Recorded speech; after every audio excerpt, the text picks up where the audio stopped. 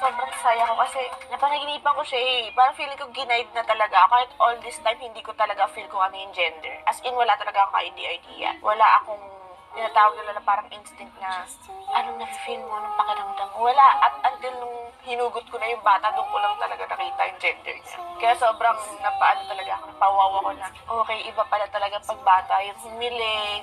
Hindi ko alam kung coincidence lang or totoo talaga yun. Pero yun, sobrang happy ko din talaga kasi alam ko gusto nilang dalawa ni Harvey yun. And talagang hinihiling talaga sa akin ni Harvey yung baby girl na isa pa. Yo! Welcome back to my channel. Congratulations sa bagong panganak. Ano? Anong pangalan nun? Si Papi.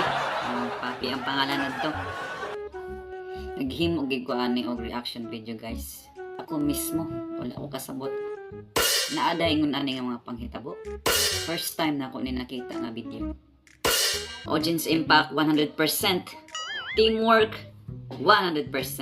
Audience participation 100%. Gender revelation 100%. Overall performance 100%. Winner. Standing ovation. Okay. Grabe na po doon, no?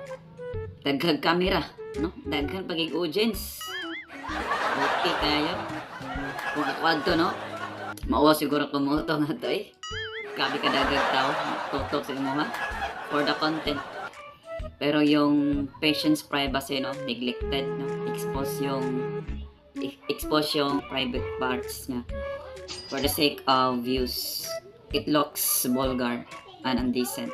Huh? Tutok na tutok eh. Dapat wala na sanang blurred.